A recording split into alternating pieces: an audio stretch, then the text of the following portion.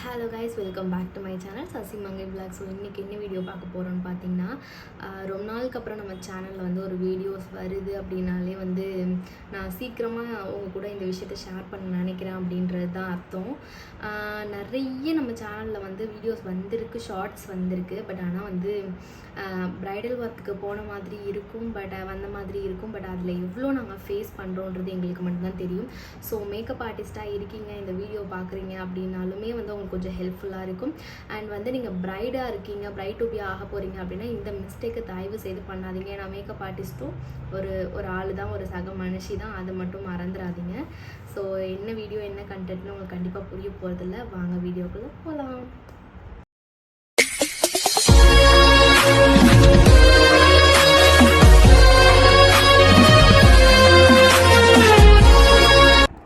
So வீடியோக்குள்ளே வந்தாச்சு. இன்றைக்கி என்ன விஷயம் அப்படின்னு பார்த்தீங்கன்னா, ஒரு 4 months பிஃபோர் வந்து நான் ஒரு ஈவெண்ட்டுக்கு போயிருந்தேன். நான் என்ன ஈவெண்ட்டு சொன்னால் கண்டிப்பாக கண்டுபிடிச்சிருப்பீங்க. நம்மளோட இன்ஸ்டா பேஜில் போய் பார்த்தா கூட தெரியும். ஆக்சுவலாக அந்த கிளைண்ட் வந்து பெங்களூர், ஓகேவா. அவங்க என்ன பண்ணாங்க அப்படின்னா, ஈவெண்ட்டை போல் எந்த ப்ராப்ளமும் பண்ணல, ரொம்ப ஹம்பிளாக சிஸ்டர். ஆக்சுவலாக வந்து இந்த ஃபீல்டில் வந்து எல்லாருமே அப்படி தான் கூப்பிடுவாங்க, சிஸ்டர் அப்படி இப்படி சொல்லிட்டு, மானே தேனே பொன்மானே அப்படி தான். எனக்கு ரொம்ப ஸ்வெட் ஆகும், நம்ம லாங் லாஸ்டிங்காக இருக்கிற மாதிரி மேக்கப்லாம் வேணும் அப்படின்ட்டு இருந்தாங்க. சரி ஓகே, நம்ம எல்லாமே பெஸ்ட்டாக தான் பண்ணி கொடுத்தோம். ஈவெண்ட்டும் நல்லபடியாக முடிஞ்சிட்டு வந்தாச்சு. வந்துட்டு அவங்க அனுப்பின மெசேஜ்லாம் நான் வந்து சைடில் இங்கே இன்சர்ட் பண்ணுறேன் பாருங்கள். நான் மெசேஜை கண்டுபிடிச்சிட்டேன், ஓகேவா. ஸோ அவங்க என்ன அனுப்பியிருந்திருக்காங்க அப்படின்னா, இப்போ ரீசெண்டாக 8ஆம் தேதி நவம்பர் 8 வந்து அவங்க எனக்கு வந்து மெசேஜ் பண்ணியிருக்காங்க. எப்போன்னு பார்த்தீங்கன்னா 10:30 மணி இருக்கும், நைட்டு 10:30 மணிக்கு வந்து மெசேஜ் பண்ணுறாங்க. ஹாய்க்கா அப்படின்னு மெசேஜ் பண்ணாங்க. ஸோ நம்மளுக்கு ஒரு ப்ரீவியஸ் கிளைண்ட் ஒருத்தவங்க பேசுகிறாங்க அப்படின்னா நம்ம நார்மலாக கான்வர்சேஷன் எப்படிடா இருக்கீங்க அப்படி தான் பேச முடியும்.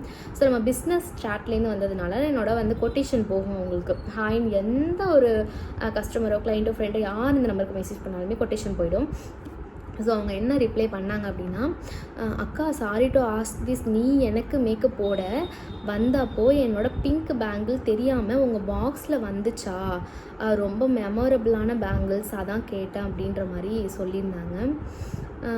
எனக்கு லிட்ரலாக என்னது பேங்கில் காணுமா, சரி இன்னும் தெரியலையே அப்படின்னு சொல்லிட்டு, எந்த பேங்கிள் தான் நாங்கள் எதுவுமே பார்க்கவே இல்லையே அப்படின்னு சொன்னோன்னா, பிங்க் பேங்கிள் அப்படின்ற மாதிரி சொல்லியிருந்தாங்க. இல்லை நான் என்ன நினச்சேன்னா, நாங்கள் எடுத்துகிட்டு வரும்போது எங்களுக்கு தெரியும் எங்களோட திங்ஸை மட்டும் தான் நாங்கள் பேக் பண்ணி கொண்டு வருவோம் அப்படின்னு சொல்லிட்டு, வேறு எந்த ஒரு கிளைண்ட்டு திங்ஸ் ஒரு டிஷ்யூ கூட நாங்கள் இங்கே எடுத்துகிட்டு வர மாட்டோம். ஸோ நான் உடனே சொன்னேன், நீங்கள் ரிட்டன் பண்ணும்போது ஜுவல்ஸில் வந்து எதுவும் பேங்கிள்ஸ்லாம் எதுவும் இல்லைடா அப்படின்ற மாதிரி சொல்லியிருந்தேன். இல்லை நான் அப்படி கேட்கல அவங்கக்கிட்ட.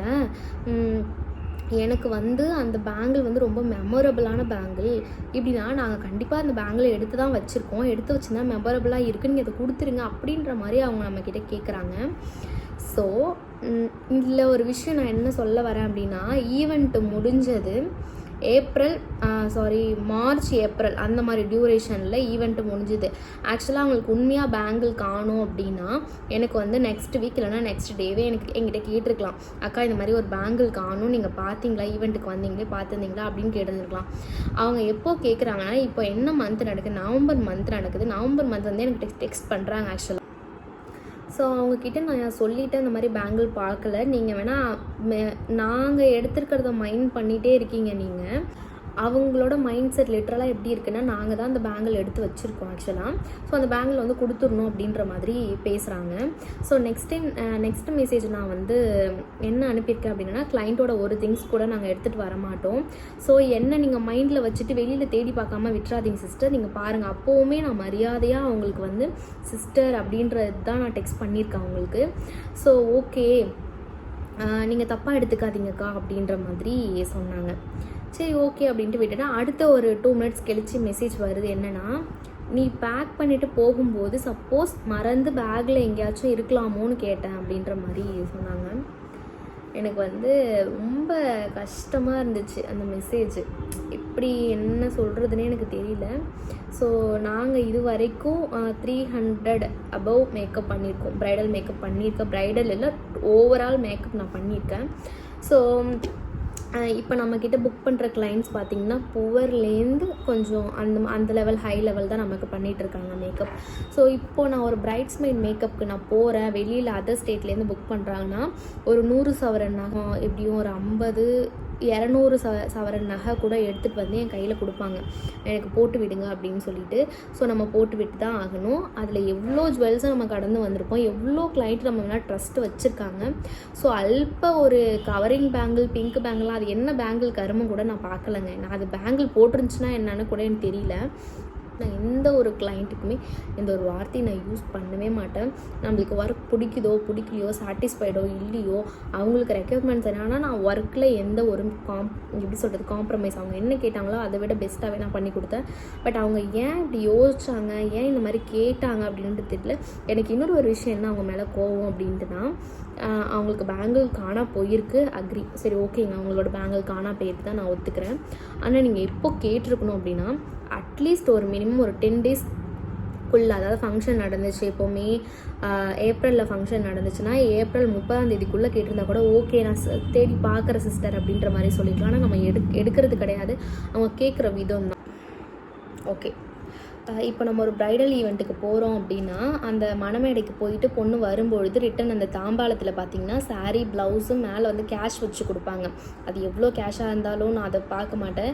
ஸோ அவங்க கூட வர நாத்தனார் யார்கிட்டையாச்சும் நான் தாம்பாளத்தை வாங்குறதுக்கு முன்னாடியே, சிஸ்டர் இது மேலே கேஷ் இருக்குது, நீங்கள் எடுத்துகிட்டு கொடுங்க அப்படின்ற மாதிரி தான் கேட்பேன். சப்போஸ் அவங்க மறந்துட்டா கூட நான் அந்த கேஷை நான் தொடக்கூட மாட்டேன், அப்படியே தாம்பாளத்தோடு அவங்கக்கிட்ட ஆக்சுவலாக கொடுப்பேன், இந்த மாதிரி நீங்கள் எடுத்துகிட்டு கொடுங்க அப்படின்ட்டு.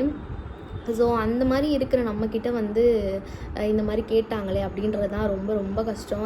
இந்த விஷயத்த வந்து எங்கள் அப்பா கிட்ட சொல்கிறேன். எங்கள் அப்பா செம்ம கடுப்பாயிட்டாங்க, என்ன இந்த மாதிரிலாம் பண்ணுறாங்க, யார் என்னன்னு கேட்டாங்க. நான் யாரும் எதுவுமே சொல்லவே இல்லை. ஸோ நமக்கு ஒர்க் ப்ரெஷரில், ஒர்க் எக்ஸ்பீரியன்ஸ் இது மாதிரி நிறைய இருக்குது, ஒவ்வொன்றுத்தையும் கடந்து தான் போயிட்டுருக்கோம்.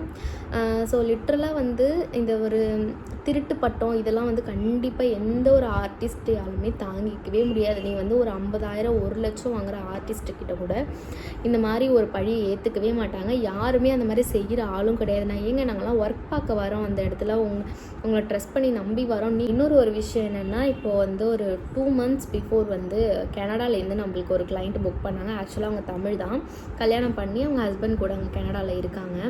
ஸோ அவங்கள வந்து ஒரு நார்த் இந்தியன் வெட்டிங் மாதிரி இருந்துச்சு. அவங்க வந்து நம்மக்கிட்ட பிரைட்ஸ்மெய்ட் பேக்கேஜ் மட்டும் தான் புக் பண்ணியிருந்தாங்க. ஸோ நம்ம என்ன பண்ணியிருந்தோம், அவங்களுக்கு எல்லாமே முடிச்சு கொடுத்துட்டு ஜுவல்லரி வந்து நீங்கள் போட்டு விட்டு போகிறீங்களா அப்படின்ற மாதிரி கேட்டிருந்தாங்க. சரி ஓகே அப்படின்ட்டு ஒரு பாக்ஸ் ஃபுல்லாக பார்த்திங்கன்னா கிட்டத்தட்ட ஒரு 20-25 சவரன் இருக்கும். ஒரு பேங்கிள் எப்படியும் ஒரு பவுன் அந்த மாதிரி இருக்கும். ஸோ இதில் ஒரு 10 பேங்கிள்ஸ் போட்டிருக்காங்க, இதில் ஒரு 10 பேங்கிள்ஸ் போட்டிருக்காங்க. கழுத்தில் ஜுவல்ஸ் எல்லாமே போட்டு விட்டு தான் போக சொல்கிறாங்க. ஸோ இதெல்லாம் நம்ம கடந்து வரோம், எவ்வளோ விஷயத்தை நம்ம பார்க்குறோம். ஸோ இந்த ஒரு கவரிங் விஷயத்துக்காக இன்னும் ஒருத்தவங்க கிட்ட போய் கேட்குறோமே அப்படின்ற மாதிரி அவங்களுக்கு தோணுதா என்னன்னு தெரியல. ஸோ அவங்களும் ஒரு ஆர்டிஸ்ட் தான். ஸோ நீங்கள் வந்து கேட்குற விதம், சரி நீங்கள் கேட்குறீங்க விடுங்க, அதை ஒரு எப்படி கேட்கணும், எப்படி பேசணும் மற்றவங்கக்கிட்ட அப்படின்றது உங்களுக்கு தெரியுதா என்னன்னு தெரியல.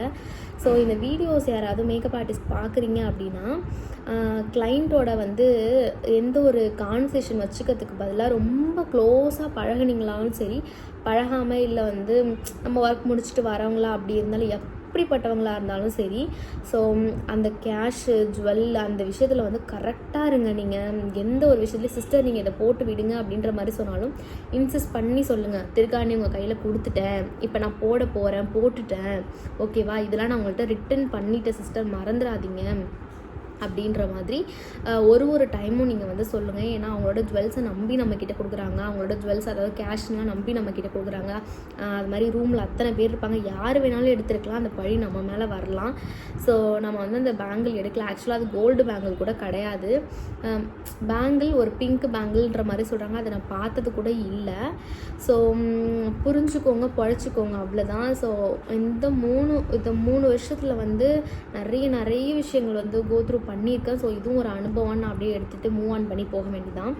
ஸோ ப்ரைடாக இருக்கீங்க, இந்த வீடியோஸை வந்து பிரைட்ஸ் நீங்கள் பார்க்குறீங்க அப்படின்னா ஒரு விஷயம் மட்டும் தெரிஞ்சுக்கோங்க, உங்களோட திங்ஸை நீங்கள் தான் பத்திரமா வச்சுக்கணும், யாரையும் நம்பி கொடுக்காதீங்க, ஓகேவா. மண்டபத்தில் வந்து உங்களை பார்க்க உங்கள் ஃப்ரெண்ட்ஸ் வருவாங்க, ரிலேட்டிவ்ஸ் வருவாங்க, ரூமுக்கு நிறைய பேர் வந்தாலுமே உங்களுக்கு வந்து ஏன் மேக்கப் ஆர்டிஸ்ட் தான் எடுத்திருப்பாங்க அப்படின்றது உங்களுக்கு தோணுதுன்றது எனக்கு தெரியல. ஆனால் வந்து அஸ்மிதா மேம் வீடியோவில் கூட நான் வந்து ஒரு 2-3 கிளிப்பிங்ஸ் பார்த்துருக்கேன்.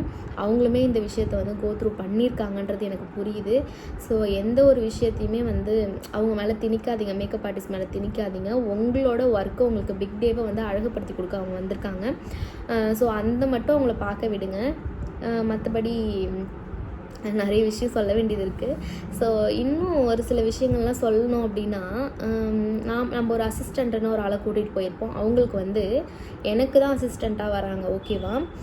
ப்ரைடு வந்து நீங்கள் இருக்கீங்க அப்படின்னா, அக்கா அந்த டோரை திறந்து விடுறீங்களா, ஜன்னல் திறந்து விடுறீங்களா, இந்த மாய்ஸ்சரைசரை காலில் போட்டு விடுறீங்களா அப்படின்ற மாதிரிலாம் கேட்குறாங்க. எனக்கு இந்த சம்பவம் நடந்து ஒரு 2 அசிஸ்டண்ட் இந்த மாதிரி பண்ண முடியாது அப்படின்ட்டு என்னை விட்டு போயிட்டாங்க.